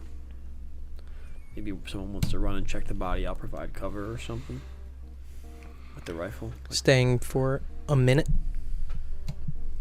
Like off trail? off trail. Yeah, at least a minute. 30 seconds go by and you hear another gunshot. It seems a little bit further than the first one. And then another one. And then 2 more. All the same, like... Different pitches, This could be different guns, presumably. maybe. So 5 total. 5 more. 5 more. Jesus 6 total. Christ. 6 total. Okay. I walk up, I check the body. Stepping up to the body, kind of as you make your way out, step over, you hear more gunshots.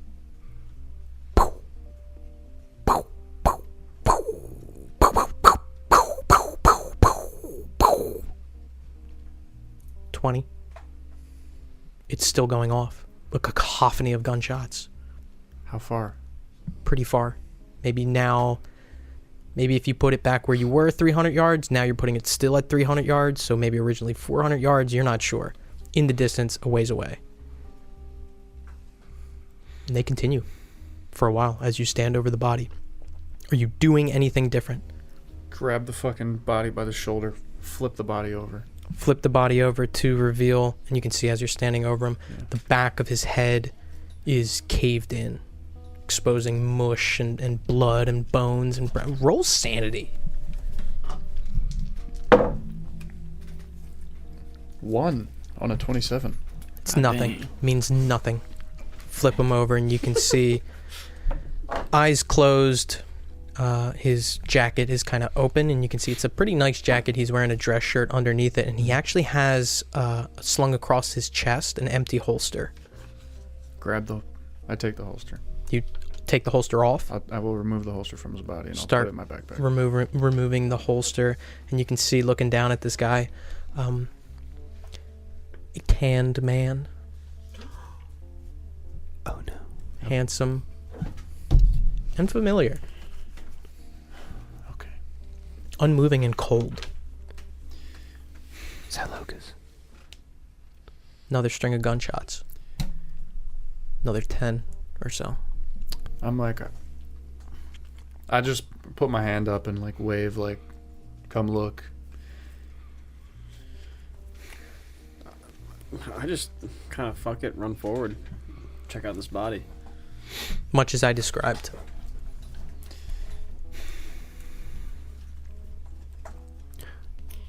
Can we ID this man at this point? The man you're led to believe to be Lucas Iodonis, based off of the pictures. No dialogue for this motherfucker the entire time. Sucks. What a shitty party I had to play. Fuck. The gunshots continue in the distance.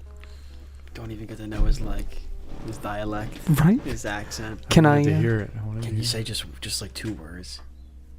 Hey everybody. Oh shit, we missed it! I'm Lucas Iodonis. Fuck, I would have loved that.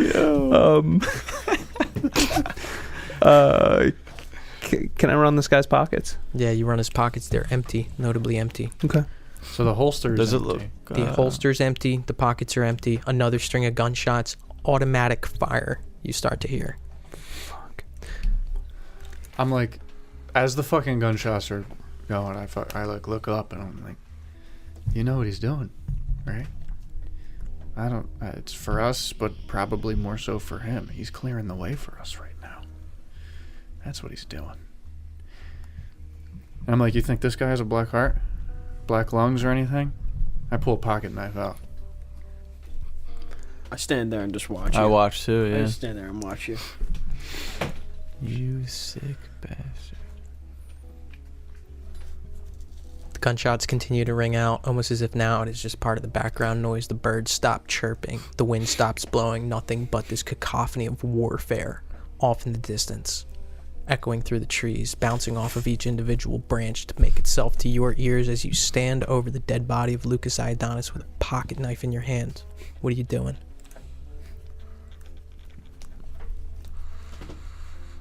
I drop the pocket knife into his rib cage, and I dig, and I just want to peek in and see if there's black. A hefty overhead swing as the knife pierces into the chest with this cracking sound. Everybody roll sanity.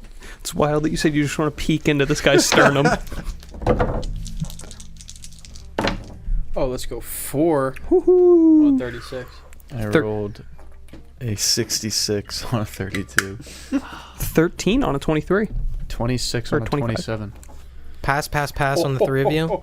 Wow. Jerry, critical fail. Jerry, roll me a constitution check, buddy. Against your ×5 constitution score. 24 on a 60. Lunch is trying to make its way up into your throat and you swallow it down. Everybody else looks up, unemotional. You start to pull down with an unserrated, slightly dull, hand-sized pocket knife, and you got to put your hand on his face to get the leverage to take it out, push it down, and pull it down with this The smell immediately hits you guys. As police officers, you know for a fact his innards, the way that they smell right now, he's been dead for a little bit. Maybe more than a day. Was the blood still dripping from the back of his head when we came up to him? A little bit. Okay. A little bit. How are you opening his rib cage? You have the serration, you have the cut down. Yeah, like fucking how Superman closes. Well, you have one hand. A foot. I put a So how are you in gonna there. do this? Fuck. I put my hand on the other side. I'll give you a hand with this one, buddy. Yeah, I'm good. Okay. What are friends for? Fuck. Are you doing that? I'll actually help you. Yeah. Okay, let's go. I nod at Caleb. Yeah. Kind of both of you guys trying to pull this apart, and you got to get to a point where it's really hard to move, and then with a snapping sound it becomes very easy. His ribs crack as you guys open it up. Both of you guys roll sanity. Yeah, I'm not even. I don't even want to look. You turn away? Ray's. Well, no. Ray's like just looking off. Yeah. In distance for. 17 on a 25. Rocks. 26 again on a 27. You guys Bro, I'm out with these dice. stare on at this carnage. And as you open him to reveal his insides, I need both of you guys to roll sanity one last time. God damn it. Take your time. Okay, Did I short lose range. sanity points or just throw up? Yeah, you would have lost one, I'm sorry. Holy shit! 22 on a 27. 7 on a 25. Ooh, take your chair. You guys are just so fucking Caleb? insane, dude. Caleb, you are still going to lose 1 point of sanity. Roy, Cunt! It was actually a 77.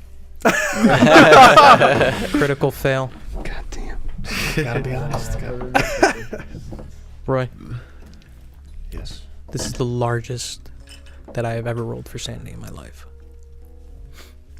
Okay. You're going to lose 6 points of sanity as looking up from inside his rib cage is your chicken. And he looks up. It's got to go on a hoodie. Beady black eyes with his beak extended out.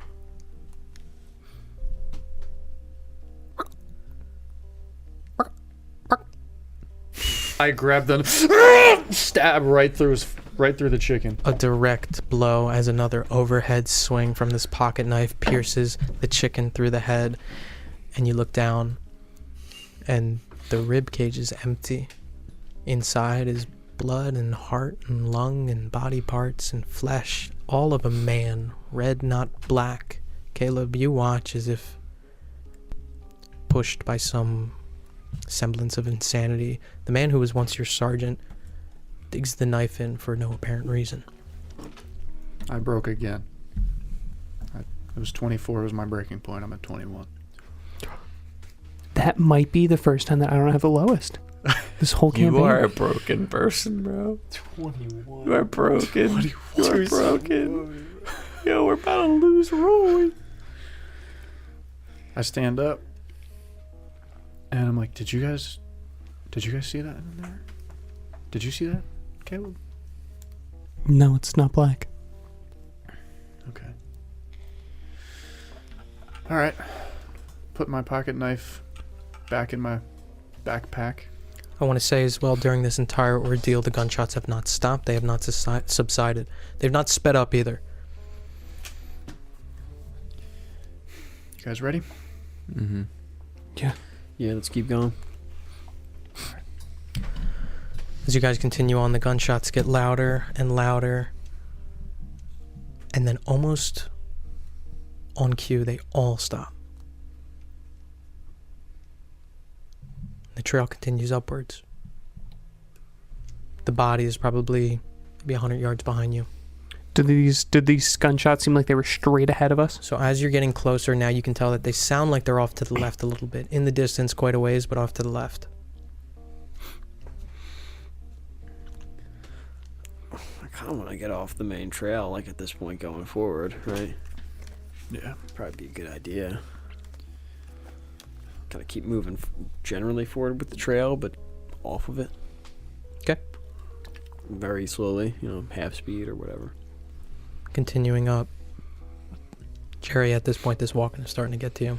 Can I help him? Yeah, maybe give him a shoulder to lean on, make the walking a little bit easier. Sarge is next to you, sniffing up the way, and he hasn't changed his demeanor this whole time. He has intention as he's walking alongside you guys. You guys walk another 100 yards before you notice a small shack on the main trail. You guys are off the trail, but you see this small shack. Outside of it is another corpse. A body face down.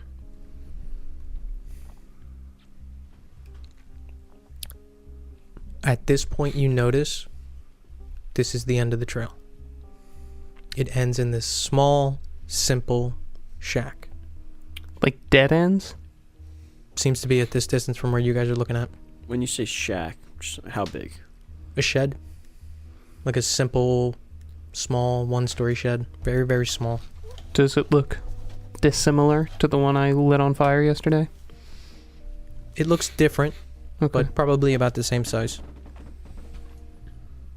Where in relation is this to about where we heard the gunshots? Still a ways away. Okay. You guys haven't turned left at all, and you could tell that those gunshots were off to the left. You guys have been walking for probably about, I would say, 100 or so yards since the body that you looked at now. You guys are a ways away from the shed. I wish I could give you more details. You're going to have to get closer. You guys are kind of off to the right side of the trail. Maybe 3 or 4 trees between you guys and the trail. Is that safe to say? More or less? Yeah, I guess.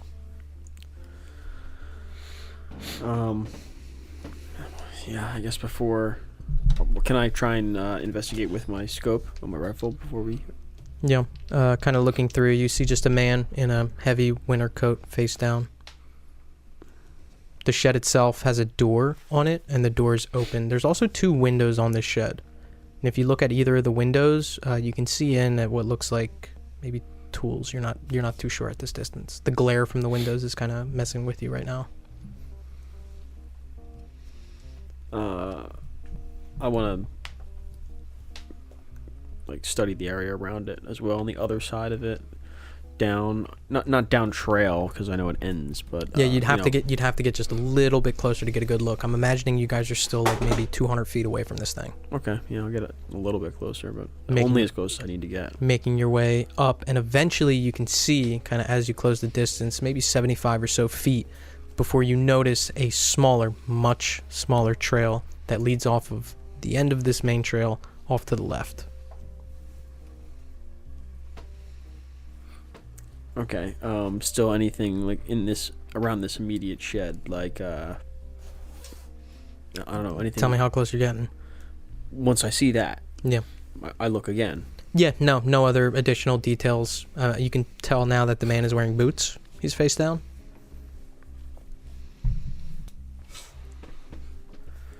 Alright, I kind of waving at the group, like, well, let's go in real slow. Let's do it. As you guys approach a little bit closer, one last gunshot you hear. Off in the distance, at this point, pretty close. You would say maybe 100 yards or so. Off to the left. I really, if it sounds like it's 100 yards, really try to zone in that direction and see if beyond the trees it's even possible to see. Yeah. Maybe it looks a little bit thinner in that direction. As if in a far enough distance in, maybe it opens to a clearing. The trees don't look so dense here. Okay. The shed, the body, the trail continuing right. How close are you guys getting? What are you guys doing? I walk straight up to the body at this point. A man, face down. You don't notice any injuries to his head, much like the last one that you looked at. What do you do? Grab him by the shoulder, flip him over. Flip him over. A man you don't recognize. Never seen him before. He's wearing a white shirt under a heavy black coat, like a heavy padded winter coat. And you can see a seeping of red around his stomach. Okay. Tears in his shirt. This man was likely shot. Just pat him down very quickly. Pockets are empty. He's got a holster on his hip that is empty. Oh, again. Okay. Can we check? Can I try to clear this shed? Yeah, kind of. You can see 2 windows on either side, so it's not hard to kind of put your shoulder up against one to get a full view inside. It looks like there's no threats in there, but there is a decent amount of stuff in there. Yeah, bring Jerry in with me. You guys enter? Mm-hmm. Stepping into the shed, it's a small, simple door that opens up, and you can see various things. Most notably, a wide variety of bear traps in various sizes, various tools. You see scythes, you see a till, you see a tractor. And the one thing that catches your eye, basically occupying the entire left section of this shack, bags and bags and bags and bags of grain. Stacked on top of each other. Some are open, some are closed, but they are in the similar burlap sack that you've seen many times before. Can I search around the floor of this shack? See if there's anything, any door that leads down. Looking through, and you can see that even the slats of the floor here are kind of spaced apart a little bit, so you're able to see directly down onto dirt. Okay. Feel these bags of grain. Is it Full. yeah, grain. Nothing written on the walls, no calendars, anything like that. Nothing. Got green. Yeah. I feel like I've seen everything in this shed to see. Yeah, there's nothing that sticks out. Okay. It seems very innocuous.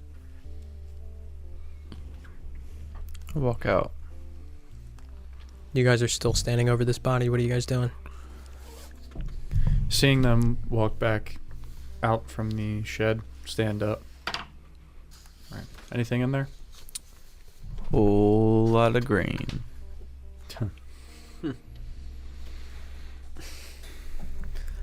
A lot of green. We're gonna follow this footpath. Yeah, we are. Yeah. Continuing on. Now the trail's very skinny here. Very skinny. Can we do it off trail if it's that skinny? Like would it, or would it? If you want to, yeah. Yeah, I think I'm gonna. Leaning towards the left side or the right side? The left side is where the foliage is still kind of thick. The right side, now that you're kind of where it forks off here, you can see in the distance there is a clearing. A ways away still. Probably about another 100 yards or so. I want to stay where it's thick. Okay, off to the left side then. Now, as you guys continue on this dirt trail, there are a lot of tracks here, and they're not hard to tell. You see thin tire tracks, you see larger ones, you see hoof prints. But it continues up. This looks very twisting, very winding. Yeah, cautiously, kind of like even almost crouching at this point as we approach the opening. Just continue. Continue on, stepping up. It's still a ways away. You guys walk for maybe 5 minutes. 7, 8. Sarge still in tow. You don't hear any gunshots. You don't hear any movement. You don't see anything. It starts to get a little bit more open off of that right side until eventually you can see a clearing that opens up. You see light. You see grassland. You have to get a little bit closer to see the opening here where the path ends and this clearing begins, because of how curvy it is and how kind of twisted and torted the path is. What time is it? You check your watch. It's getting around 4:45. Oh, okay. Shift's almost over. Maybe we should do this tomorrow, guys. Yeah, I'm not getting paid. Yeah. Keep fucking walking. Let's Yeah. do it. Absolutely. Yeah. Another 20 or so steps until you can see the opening of this clearing. A large swath of cleared land with some visible stumps still scattered about, a small hill on which stands an innocuous cabin. A familiar cabin. To the right of this cabin, a long, single-story barn similar to various stables that you've seen before. Fenced areas scatter this clearing, most likely grazing pastures. Now, amidst your first glimpse, there is an overwhelming detail that spurs notice above all else. You see this.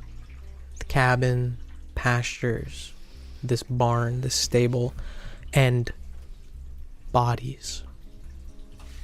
Dozens of bodies litter this field, this clearing, in pastures, in the distance, probably 200 yards away. You can see them on the porch of the cabin, 100 at least.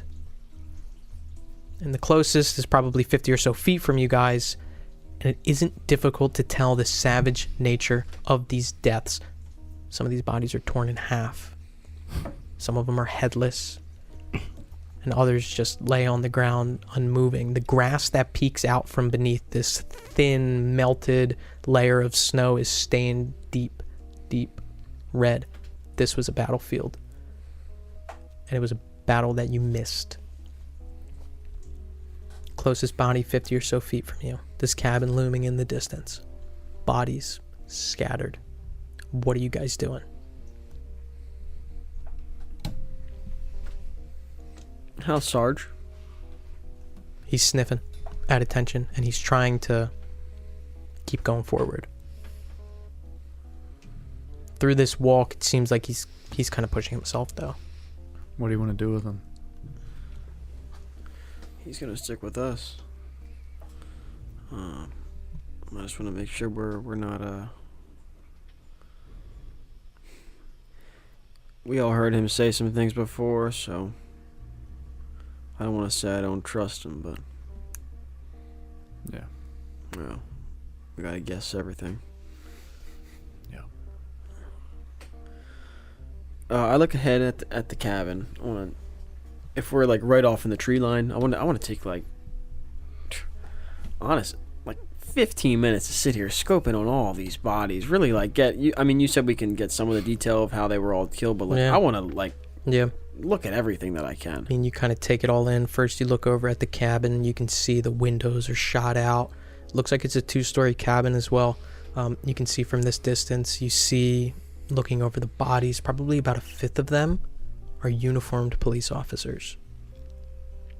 Some of them are well dressed. Others are wearing street clothes, overwhelmingly male, but you see maybe 1 or 2 errant stray female-looking corpses. No action going on at all right now. It seems that Dead, silent. No cars? No cars, no vehicles on site. And I just was like, from the pictures, this is verifiably the cabin. This is the cabin. Okay. And there's this point where you're looking through and you're taking like 15 minutes. Not only do you notice the cabin, but you see the exact fence that those pictures from RJ's house were taken at. It's the closest pasture to the cabin itself. Are there any dead horses or live horses? Not that you see. See the cabin off in the distance, and it's kind of raised up in elevation, like a small hill that kind of the cabin is placed on top of, and off to the, if you're looking at it, it's off to the right. So if you were the house, it's off to your left. This long barn, which you can imagine, you've seen it before. It's a stable more than anything, or a slaughterhouse. They're both kind of look the same.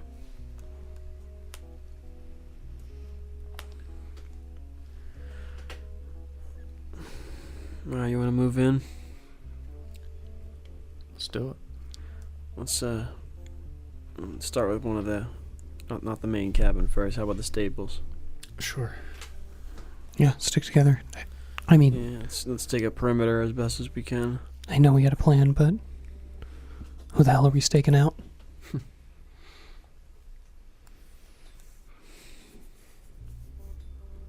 Yeah. Uh, Agreed. You guys Let's do it. begin approaching, Yeah. walking over bodies, trudging along. It's probably about 100 yards to this cabin. It is a ways away still. I want to make that clear. Walking past the first pasture off to your right and stepping over these bodies, uniformed officers like I mentioned. Anyone do anything with any of these corpses? Are they actively bleeding? No, you don't see anyone struggling. Nobody's moving, No, I'm not saying actively that. bleeding. Yeah, does it seem like they just got shot? You kinda- Like those gunshots were them. Take a step and you look down at this one uniformed officer who's just got blood seeping out of his side, and you can see it dipping into the snow below. Are these Minneapolis officers? Getting a closer look at their uniform, yes it is. Bullet holes? The ones that are not torn asunder or in various pieces do seem to be littered with bullet holes. The other thing that you notice is you see Minneapolis uniforms, you see Milwaukee uniforms, you see Chicago PD uniforms. Roy audibly like, just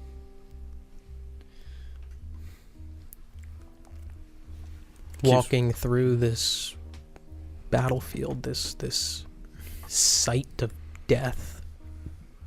Continuing on, you're probably about halfway to the cabin. Now, the stables and the cabin are equidistant from you. One's not closer than the other.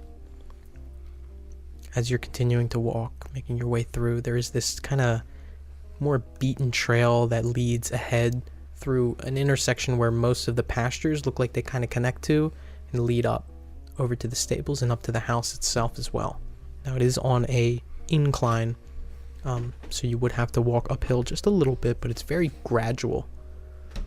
You guys continue on, stepping through, and now you're probably about maybe 200 feet from the house, 200 feet from the stables, continuing to walk. Now at this point, you guys are probably about 50 feet from both of them. You guys are going to the stables? yeah. Yep.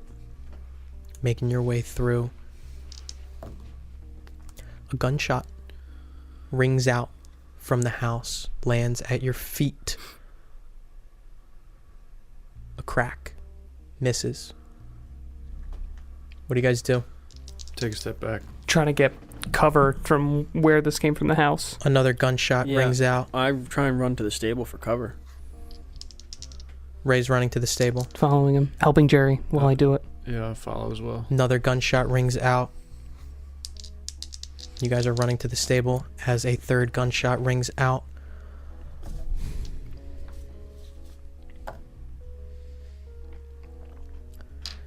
Ray, as you are running towards the stable, you're going to take 2 points of damage as a bullet rips through the side of your calf, coming out the other end.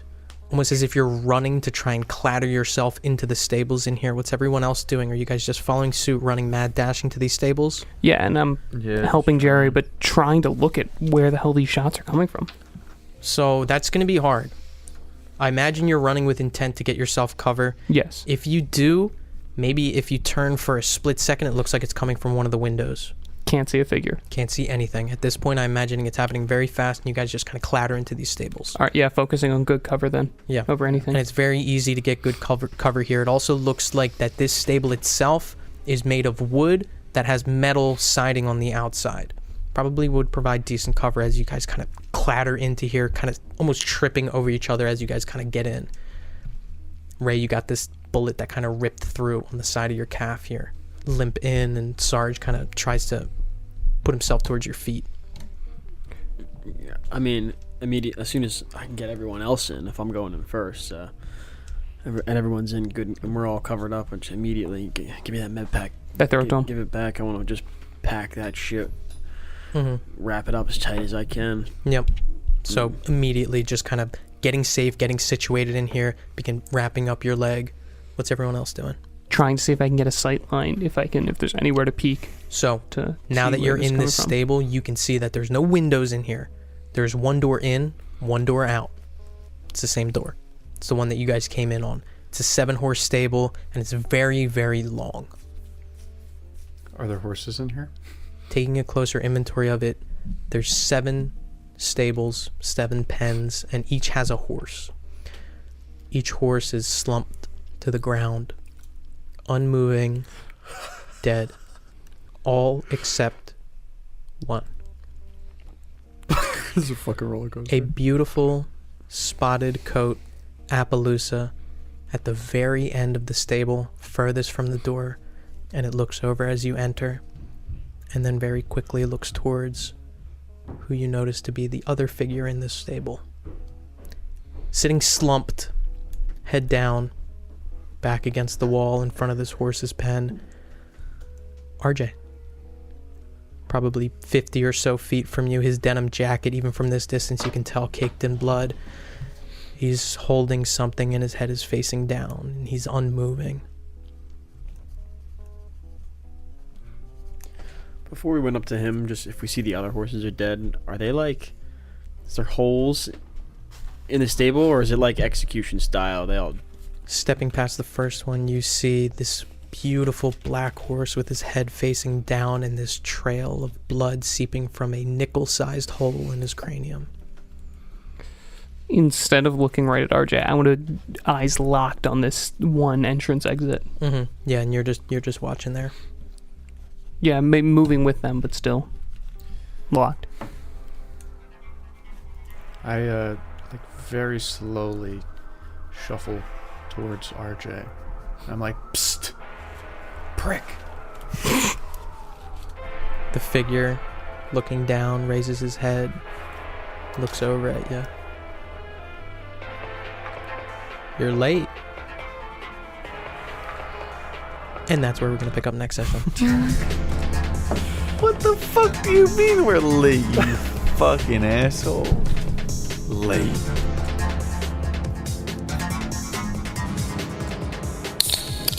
Thanks for listening to this episode of LFVCU, a Nasty Table production.